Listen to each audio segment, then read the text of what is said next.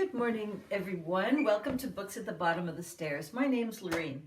I've changed position a little bit. It's a super bright day and the sun is just glaring in, so I hope the lighting is better today. So today I have Canadian classic that, well, I'm kind of far away from the camera, so let me bring it forward to you so that you can see. It's called Wild Geese, and it is by Martha Ostenso. And this is a novel set in Alberta, and the family that we're learning about is the Geese family. Well, let me tell you a little bit about the author first. Martha Ostenso was a child raised in the sort of northern parts of Alberta in a very isolated community, and she was born in, I did write it down, 1900. She died in 1963, and this novel was written in 1925.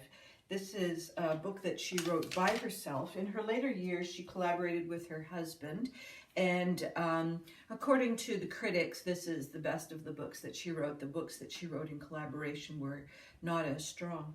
So as I was saying, the family that we meet here in I don't know Alberta well enough to say exactly where, but it's where there's badlands, scrublands, trees, and some farmland. Some of it's better than others, and there's lakes in the vicinity, so I'm not sure what part of Alberta that is. It's a fictional town, pretty sure, O-E-L-A-N-D, Åland. And the community is mostly Nordic families. We've got a family from Iceland, a Hungarian family, there's Norwegian, and just based on the last names of people, we get the sense that it's primarily people from Scandinavia. So they bring with them some of their traditions and their myths and their folklore, and it's a very interesting community in the cultural differences between them, because they're all just sort of the same but sort of not. So it's kind of a little interesting sub-community. But the community that we really get involved in with the Geese family, which is comprised of Caleb, the father, and Amelia, the mother, and the main protagonist, in a way, is Judith. She has a sibling, Ellen, and Martin, who are twins, and a younger brother, Charlie. So that's their community, and into this community comes the teacher, who is Lind, L-I-N-D, Archer. And she, in those days, quite often the teacher would stay with a family during the teaching year because they didn't have separate lodgings. And so the teaching season sort of goes spring to harvest-ish, and it's an interesting calendar description because you don't know when the harvest is going to come in. It depends on the weather. So she comes in and she's at a sort of a third-party, disinterested overviewer in a way, except as one would expect, she becomes quite interested in the what's happening with the family. The dynamic in the family is, it's lurking, it's threatening, it's throbbing, it's sort of, I can't think what the word is. I've been trying for 2 days to think what the word is, but like where there's something hanging over, and what's causing all of this is Caleb. Caleb is a miserable son of a bitch. He's just a horrible bully. But he does it in such a way that it's so hard to put your finger on. He's one of those people who does a backdoor insult or a compliment that's actually a threat, or a threat that's hidden in a direction. It's not until we get towards the end where we see Caleb becoming physical, but in order to have terrorized his family so much, there must have been some kind of early days physical something to have caused them to be so in fear of this man. And he's not a big man. He's got he's kind of a top-heavy guy. He's older, and he's just this presence that even in the community, he's able to kind of get a thin handle on people's weak points. So if someone's gone fishing in a lake where there's no fishing allowed, that would cause a huge furore amongst the neighbors. That's a whole sub-story. He somehow manages to glean that out. If someone is not well, he manages to somehow get them to sell the hay at really substandard prices. He's this incredibly manipulative person in the community, but like the community can't quite figure it out either. They just know he's just an awful devil. And so, I mean, it's not funny. It's like the kind of man that I loathe. I just loathe this kind of a person. And if it's in the form of a man, I double loathe them. There were parts of Caleb that reminded me of the father in the Poisonwood Bible, who's able to just keep their thumb on the females in such a way that they have a completely suppressed persona. They are so subdued. So why would you want to read a book about such a terrorized family? It's just such an amazing portrait of a dynamic that seems hopeless. It just seems bereft of any kind of growth or joy or freedom or artistry or creativity or even peace, even rest. Even their sleep is exhausted because he keeps them working so hard. So it's just an amazing portrait of the evil guy. And quite often we get the story of a protagonist who is always good. Well, nothing good about Caleb. On the other hand, we have Amelia and Judith, the daughter, and we've got Lind Archer, the teacher, who are equally strong characters in completely different ways. Lind Archer has the freedom and the creativity and the intelligence that Caleb just cannot cope with. It's just beyond his skill set to be able to manipulate her the way that he's able to manipulate the other women. And she also has, as far as she's concerned, as far as Caleb goes, she's completely indifferent to his attempts to bully her because she has an out. She knows that she can go back to her family or back to another teaching position. So she's not in his face about this, but she's just got a self-confidence that he's unable to penetrate. Judith, the daughter, she is an amazing character, and she's been on my mind for years. I didn't know what book she came from, but she has. I read this book probably when I was in my 20s at university for some reason, and the character of Judith has stayed with me all these years. She's so strong and yet so sort of broken-hearted, I guess. And when I was rereading this, I think it was somewhere in the first 2 or 3 pages where I thought, I know that girl. I know this character. And we get to know the brother and sister as well, Ellen and Martin, but they're not as strongly drawn. And Judith is a young woman. I don't really get a sense of her age. I think somewhere between 15 and 18.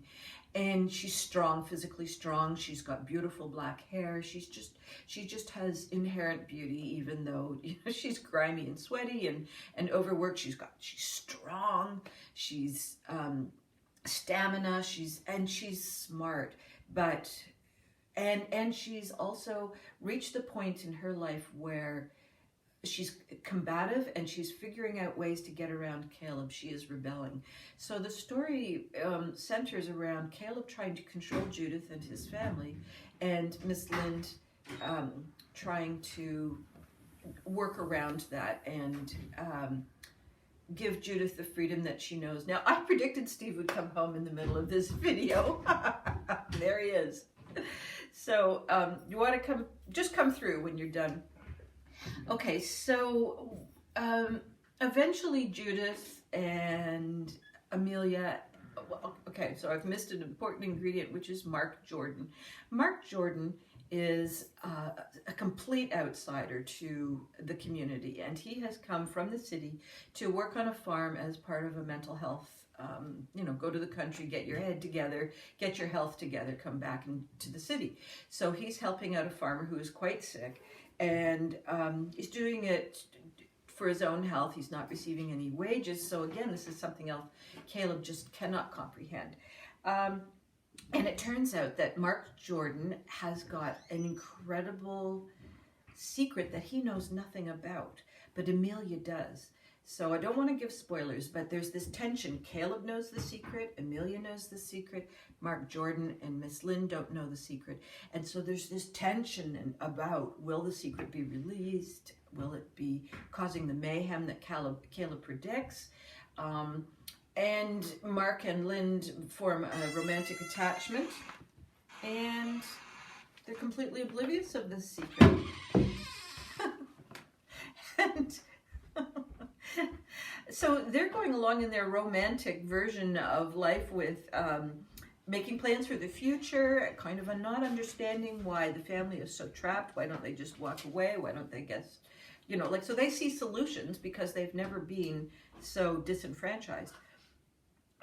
So these are the tensions that are taking place, and what we have is sort of a view of the family.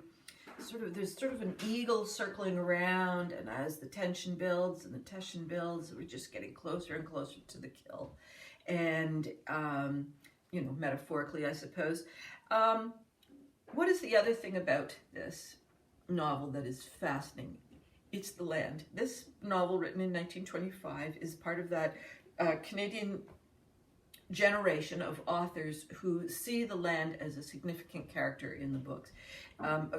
Across Canada, whether Quebec, Montreal, that area, right across to British Columbia, the land and its resources play such a huge, huge part of any novel written, sort of pre-1950s. And some of it's kind of romantic nostalgia.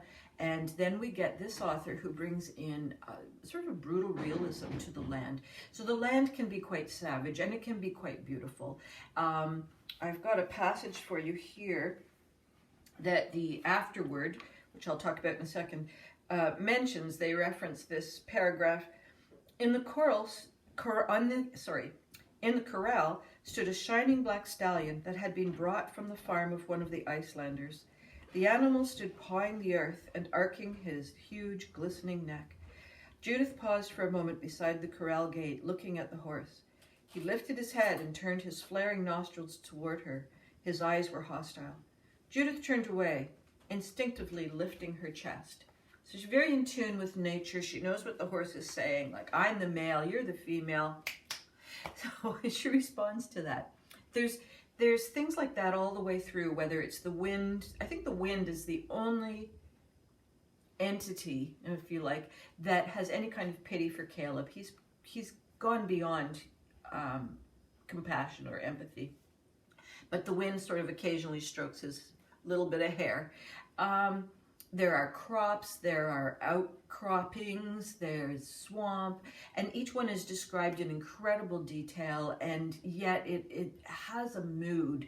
It can be benign, it can be caressing, it can be looming. There's a couple of storms that are so well described, and you just kind of, whoa, crows, I'm glad I'm inside.